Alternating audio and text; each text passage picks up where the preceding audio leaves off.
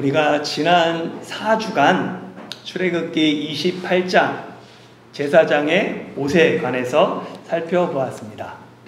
한번 각자가 제가 질문하는 다음 질문에 한번 대답해 보면 좋을 것 같아요. 속으로 한번 생각해 보세요. 제사장의 옷은 왜 거룩해야 합니까?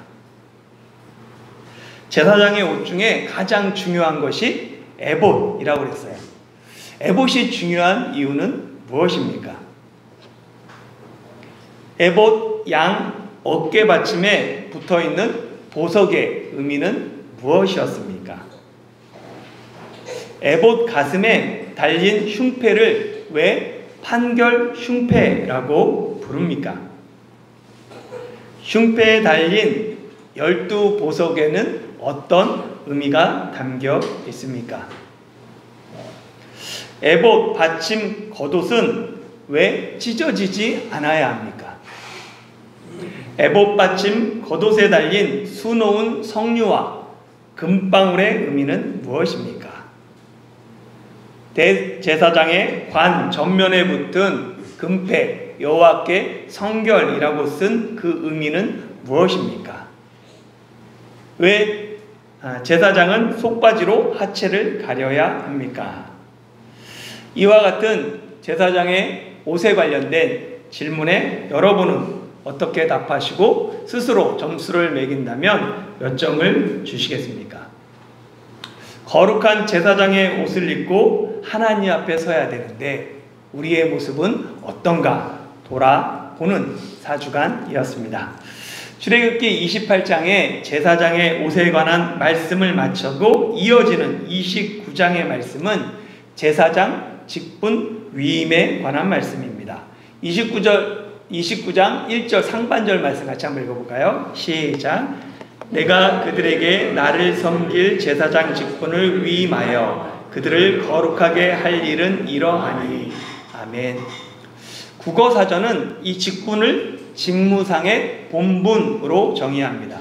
그러니까 특정 직무나 역할에 수행해야 할 본분 또는 책임이 직분이에요. 그리고 위임이라는 이 단어는 어떤 일에 책임져 맡기는 거죠. 다른 사람한테 맡길 때 위임한다 라고 말해요. 그러니까 제사장 직분 위임은 제사장의 본분 그 책임을 맡기는 거예요. 제사장의 본분이 뭡니까? 나를 섬길 제사장. 그러니까 제사장은 하나님을 섬기는 직분인 거예요. 그것을 맡아서 하는 사람을 제사장이라고 말하고 그것을 위임하게 되는 거죠. 1절의 말씀에 보면 누가 누구에게 하는 말씀인지 아시겠습니까? 1절에 보면 내가, 그래서 내가는 너는 누구예요? 모세예요. 제사장 직분 위임은 하나님이 모세에게 하는 말씀입니다. 그리고 이 제사장 직분을 위임받을 사람들을 그들이라고 그러는데 그들을 4절에 보면 아론과 그의 아들들입니다. 하나님이 모세에게 아론과 그 아들들에게 제사장 직분을 위임하라 라는 그 말씀이 29장 시작인 거죠. 구약시대 머리에 기름을 바르는 대표적인 세 가지 직분이 있습니다. 어떤 거죠? 왕, 제사장, 선지자. 기름 부음을 받은 자라는 그 뜻, 시브리어의 뜻이 메시아예요. 그 메시아를 헬라어로 번역한 게 크리스토스, 즉 그리스도입니다. 그러니까 머리에 기름 부음 받은 자, 그것이 세 가지 직분을 나타냈고 깔뱅은 이 세 가지 직분, 왕의 직분, 제사장 직분, 그리고 선지자의 직분을 그리스도의 삼중직이라고 불렀습니다. 그리스도의 삼중직, 예수님의 삼중직에 해당하는 인물이 사실 모세예요. 모세는 하나님의 말씀을 전하는 선지자의 직분과 이스라엘 백성을 다스리는 왕의 직분과 하나님을 섬기는 제사장의 직분을 감당한 구약의 성경 중 유일한 인물입니다. 신명기 18장 15절 보면 이렇게 기록되어 있어요. 내 하나님 여호와께서 너희 가운데 내 형제 중에서 너를 위하여 나와 같은 선지자 하나를 일으키시리니 너희는 그의 말을 들을지니라. 신명기는 모세가 출애굽한 2세대들을 향해서 하나님의 말씀을 다시 설명하고 기록한 책입니다. 그래서 다시 신 명령할 명자를 기록했다라고 되어 있죠. 그래서 15절에 나와 같은 선지자 할 때 나는 모세예요. 그러니까 모세가 선지자였다라고 얘기합니다. 출애굽기 18장 13절에 보면 이튿날 모세가 백성을 재판하느라고 앉아있고 백성은 아침부터 저녁까지 모세 곁에 서 있는지라. 모세가 백성의 소송을 재판했습니다. 모세가 율례와 법도를 따라 하나님의 말씀을 따라 백성을 다스렸죠. 비록 모세 때에는 이스라엘에 왕의 직분이 없었습니다. 그렇지만 모세가 왕과 같은 재판장이며 통치자로 백성을 다스렸음을 알게 됩니다. 시편 99편 6절에 보면 그의 제사장들 중에는 모세와 아론이 있고 그의 이름을 부르는 자들 중에는 사무엘이 있도다 이렇게 얘기해요. 그러니까 제사장들 중에 누가 있습니까? 모세가 있었어요. 아론과 그의 아들들이 제사장으로 위임받기 전에 모세가 제사장 역할을 감당했습니다. 모세는 제사장, 선지자, 왕의 역할을 모두 혼자 감당했어요. 지금까지 혼자 감당했는데 이제 하나님이 모세에게 아론과 그의 아들들에게 제사장 직분을 위임하라고 말씀하십니다. 선지자, 왕, 제사장은 공통점은 모두 기름 부음 받아야 하는 직분이죠. 이 세 직분의 차이점이 있습니다. 세습이 좀 달라요. 선지자는 자신의 직분을 아들에게 세습할 수 있습니까? 없습니까? 선지자는 못해요. 선지자는 내 아빠가 선지자라도 그 사람의 그러니까 하나님의 부르심 받지 못하면 선지자의 직분을 세습하지 못합니다. 왕의 직분은 아들에게 세습되죠. 근데 역사를 살펴보면 왕이 몇 대가 가는 게 쉽지 않아요. 반란과 역모가 생각보다 자주 일어납니다. 특이한 나라가 한국이었던 거예요. 사실은 500년 툭하면 가는 나라가 별로 전 세계에 없습니다. 제사장은 전형적인 세습 직분입니다. 제사장은 대대로 아들에게 세습합니다. 목사님들 중에 자신이 은퇴할 때 교회를 아들에게 세습하는 사람들이 있습니다. 왜 아들에게 교회를 세습합니까? 힘들고 어려운 교회는 자녀에게 세습하지 않아요. 자녀에게 세습하는 교회는 나름대로 힘있고 규모가 있는 교회입니다. 언제부턴가 신라시대의 골품 제도를 빗대서 목사 아들은 성골, 장로 아들은 진골, 이도 저도 아니면 백골 또는 죽을 사자를 써서 사골이라는 말이 신학생들 사이에서 유행했어요. 회자되었죠. 요즘에는 장로 아버지는 부족하답니다. 친가, 처가 양쪽이 목사 집안이어야지 성골, 한쪽 집안이라도 목사 집안이면 진골이랍니다. 결국 사명감을 가지고 신학교에 입학했다가 이런 교계 현실을 깨닫고는 중도에 포기하는 신학생들이 늘고 있다고 합니다. 목사는 구약의 제사장이 아닙니다. 목사가 제사장이라면 우리는 지금 짐승을 잡아서 하나님께 제사 드려야 합니다. 구약의 제사장은 예수 그리스도를 미리 보여주는 예표로 그 기능을 다했어요. 예루살렘 성전이 무너지면서 제사장도 사라졌습니다. 그런데 어느 순간 슬그머니 목사직이 제사장직이라고 주장하는 사람들이 있습니다. 예전에는 사제가 제사장직이다라는 천주교에서 로마 가톨릭교에서 주장해서 거기서 나왔던 개신교가 이제는 목사가 슬그머니 제사장직이다라고 얘기를 해요. 목사의 직무는 제사가 아니라 하나님의 말씀을 가르치고 성례를 집례하며 교인을 양육하고 치리하는 직분입니다.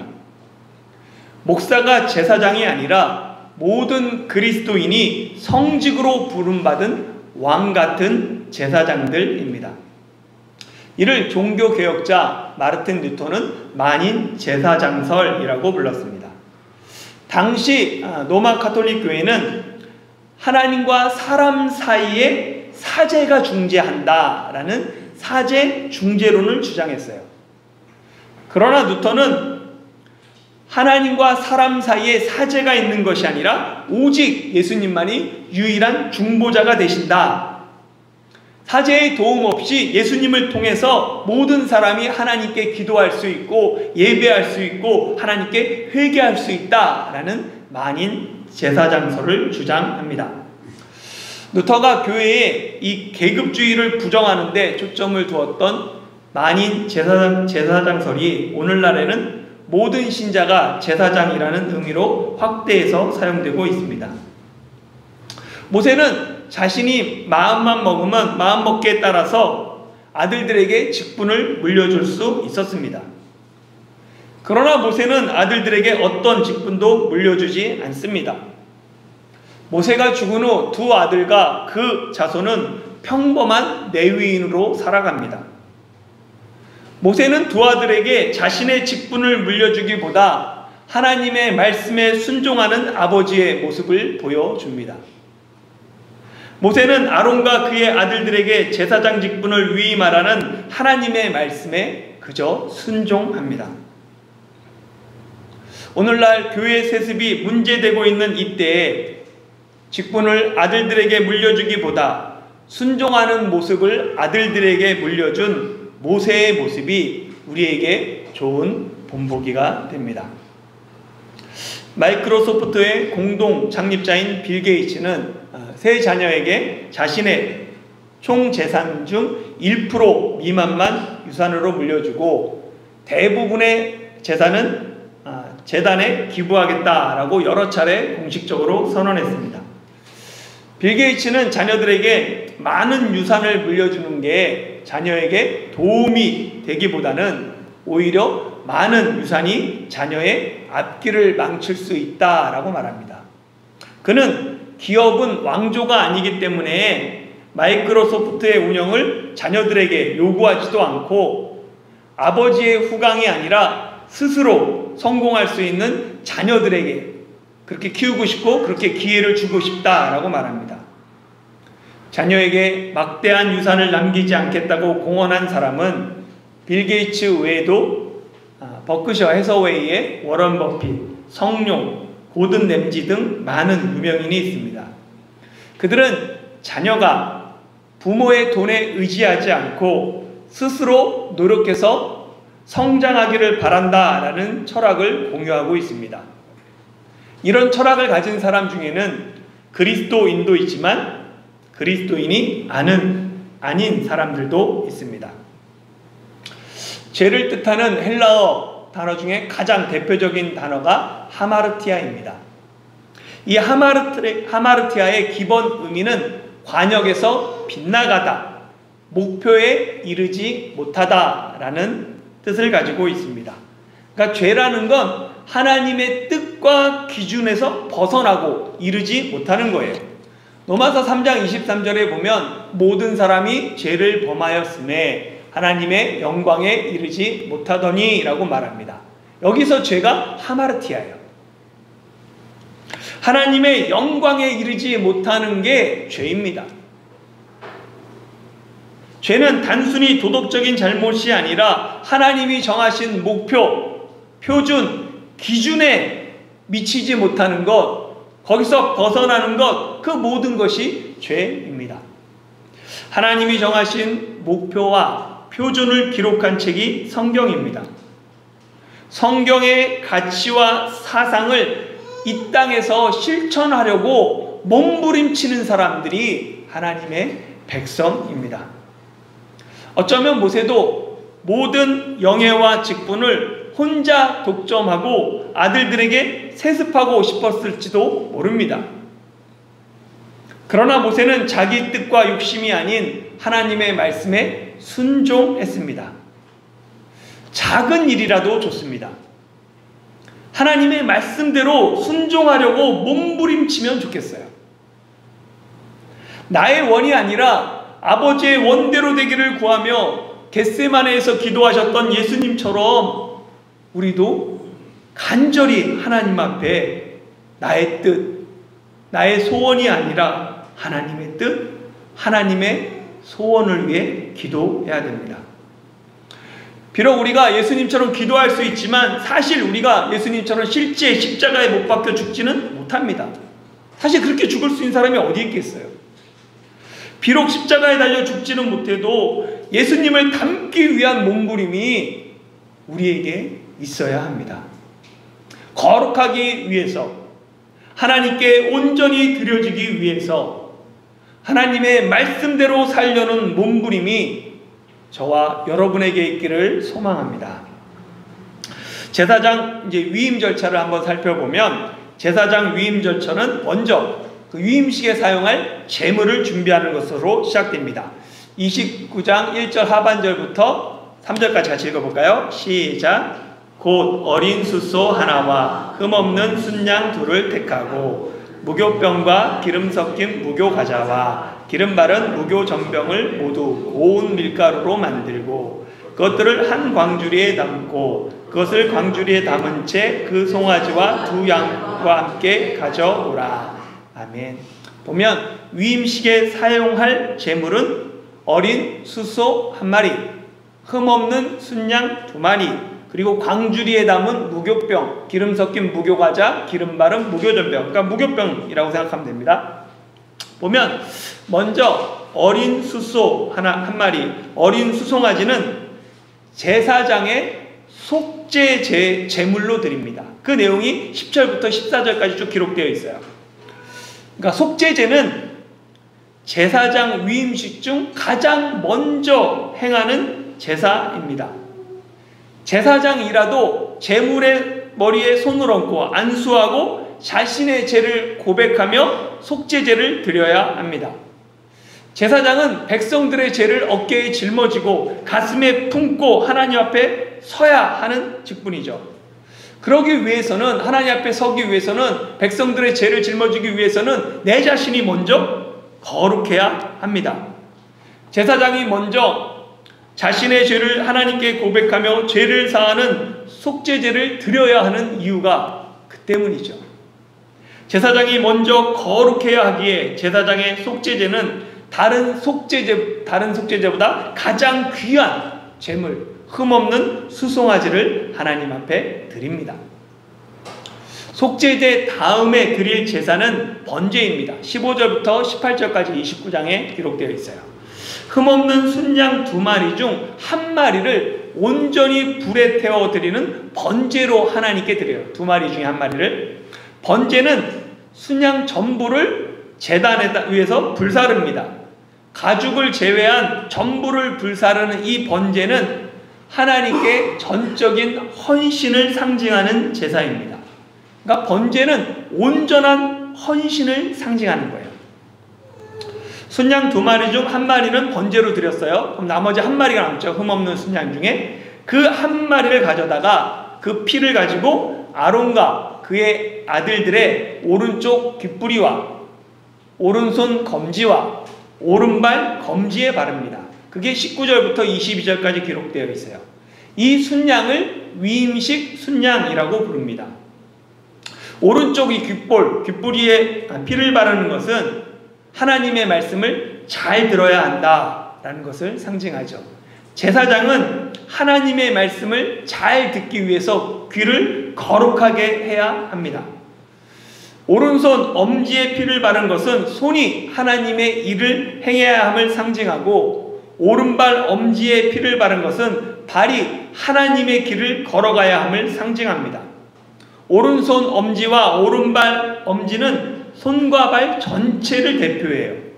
그러니까 손과 발이 여기에 피를 바름으로 말미암아 손과 발이 하나님을 섬기는 거룩한 지체가 되어야 한다라는 의미를 담고 있습니다. 이후에 그 순양의 피 일부를 제단의 주위에 뿌리고 아론과 그의 아들들의 몸과 옷에도 피를 뿌립니다. 피를 몸과 옷에 뿌림으로 아론과 그 아들들은 머리부터 발끝까지 전신이 하나님을 섬기는 일에 전적으로 거룩하게 구별되게 됩니다.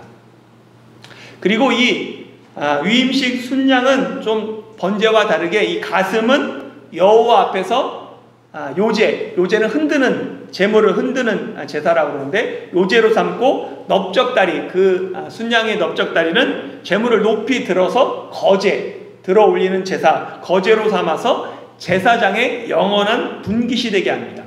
그게 26절부터 28절에 기록되어 있어요. 그러니까 번제는 제물을 전체를 다 태워서 하나님께 드리지만, 화목제는 제물을 하나님과 사람이 함께 나눕니다. 흠없는 순양 2마리 중 1마리는 번제물로 모두 태워드리지만, 1마리 그 위임식 순양은 화목제물로 드리는 거예요.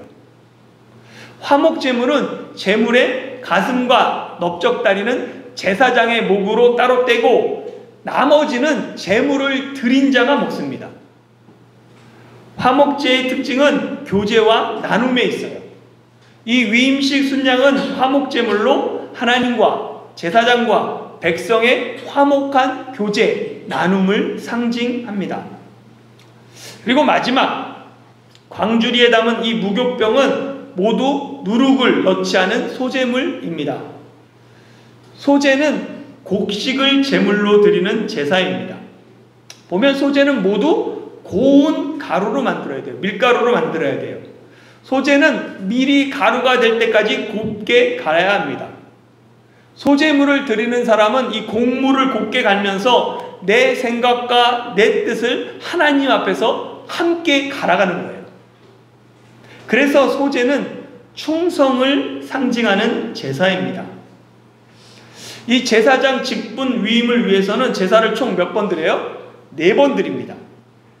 그걸 정리해보면 첫 번째는 어떤 제사를 드립니까? 속죄제를 드려요. 수송아지를 해가지고 자신의 죄를 속하는 제사장의 속죄제를 드립니다. 다음에는 흠없는 순양을 가지고 번제를 드려요. 그 다음에는 위임식 순양을 가지고 화목제를 드립니다. 마지막에 곡식을 가지고 소제를 드리죠. 이는 먼저 제사장이 자신의 죄를 속하고 속죄제를 드리고 하나님 앞에 완전히 헌신하며 번제를 통하여서 하나님과 백성과 함께 교제하며 화목제, 그리고 온전히 충성해야 한다, 소제를 의미합니다. 이 제사장 직분 위임을 위한 이렇게 제물을 준비했으면 본격적으로 제사장 직분 위임 절차를 시작해요. 그것이 4절부터 9절의 말씀입니다. 같이 한번 4절부터 9절 말씀 읽겠습니다. 시작.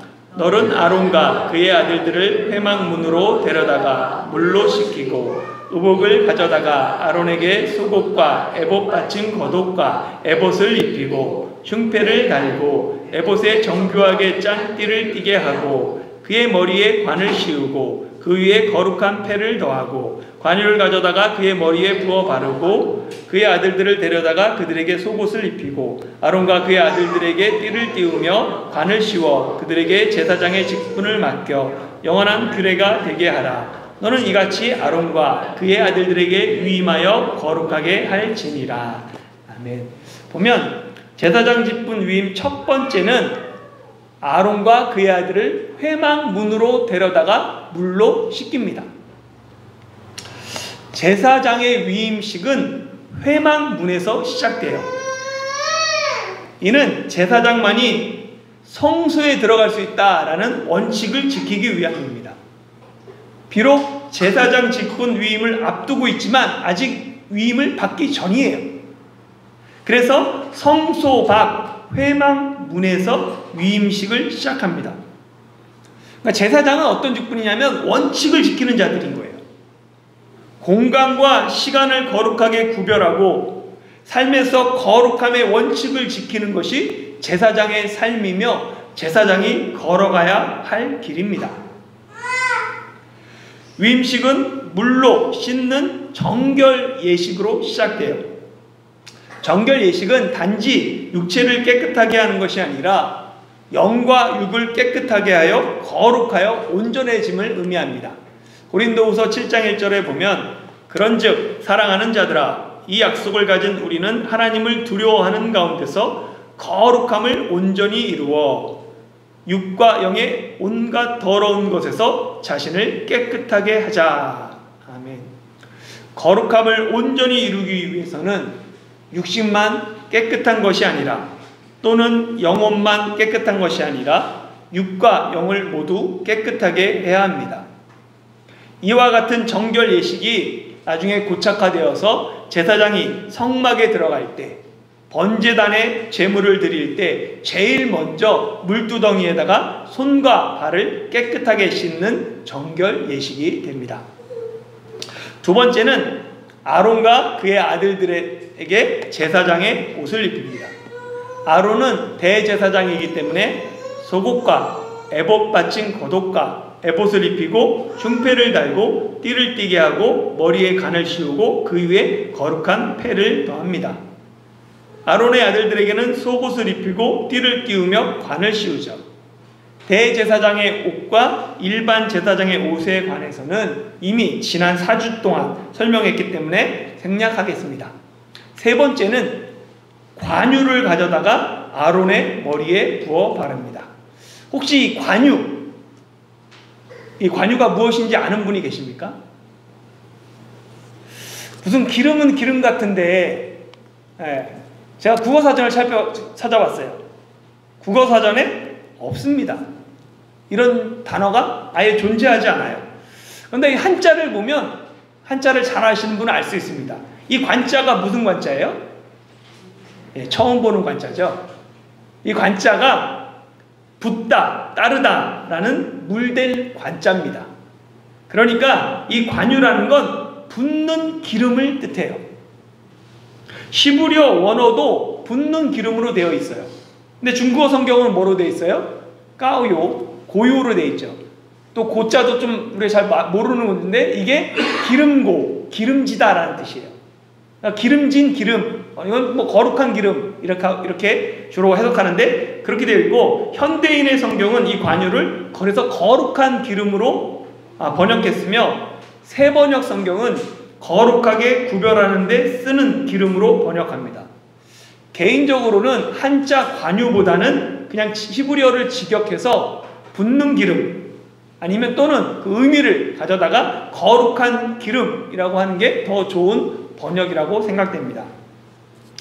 관유는 이 거룩한 목적을 위해서 특별히 하나님이 사용할 수 있도록 그렇게 만든 기름입니다. 출애굽기 30장 23절에서 25절에 보면 감람유에다가 일품, 향품 그리고 육개, 창포, 갯비를 섞어서 관유를 만들게 됩니다. 제사장 직분 위임의 핵심이 관유를 머리에 부어 바르는 것이에요. 제사장으로 위임받았다라는 의미는 머리에 기름 부음을 받았다는 뜻이에요. 아무리 제사장이 옷을 다 갖춰도 머리에 기름 부음을 받지 못하면 제사장이 아닙니다. 구약의 기름은 신약에서 성령을 상징합니다. 그러니까 아무리 제사장으로 좋은 자격을 갖추고 조건을 갖췄어도 성령의 기름 부음을 받지 못하면 하나님을 섬기는 제사장이 될 수 없습니다. 제사장의 직분을 온전히 감당하기 위해서는 성령으로 기름 부음을 받아야 합니다. 성령이 충만하지 않고는 하나님의 일꾼이 될 수 없고 하나님을 섬길 수도 없습니다. 예수원의 대천덕 신부님은 살아생전에 이런 말씀을 하셨습니다. 성령님의 사역은 두 가지가 있는데, 하나는 우리 안에서 역사하시는 성령님이고 또 다른 하나는 우리 위에서 역사하는 성령님이다 라고 말했죠. 성령님의 이 내적 사역은 우리 안에서 우리를 변화시키는 성령님의 사역입니다. 이 성령님의 내적 사역을 통하여 우리 인격이 다듬어지며 성품이 변화되며 삶 가운데 열매가 나타납니다. 성령님의 외적 역사는 위로부터 부어주시는 성령님의 사역입니다. 우리에게 은사를 주시고 땅끝까지 이르러 주님의 증인이 될 수 있도록 권능을 주십니다. 성령님의 내적 사역과 외적 사역이 한쪽으로 치우치지 않고 균형 있게 나타나는 것, 그것이 바로 성령 충만입니다. 시편 기자는 아론의 머리에, 대제사장의 머리에 관유를 부어 이 발랐을 때의 모습을 다음과 같이 노래했어요. 시편 133편 2절 같이 한번 읽어볼까요? 시작. 머리에 있는 보배로운 기름이 수염 곧 아론의 수염에 흘러서 그의 옷깃까지 내림 같고. 아멘. 관유가 부어졌다는 것은 기름 부음을 받은 자 곧 예수 그리스도의 예표입니다. 보배로운 기름이 아론의 머리에 부어졌을 때 그 기름이 아론의 수염을 타고 흘러서 옷깃까지 흘러내렸습니다. 이것은 교회의 머리 대신 예수 그리스도에게 부어진 성령의 기름 부음이 교회가 지체가 되는, 손발이 되는 모든 성도에게 흘러내릴 것에 대한 예표입니다. 그리고 실제 오순절에 그 일이 일어났습니다. 사랑하는 성도 여러분, 머리 대신 예수님을 통해 성령의 기름 부음이 우리 모두에게 임했습니다. 내 자격과 내 노력이 아닌 오직 예수 그리스도의 거룩한 의의 옷을 입고 내 힘과 내 능력이 아닌 오직 성령의 기름 부으심으로 우리가 하나님의 자녀가 되고 하나님의 왕 같은 제사장이 되었습니다.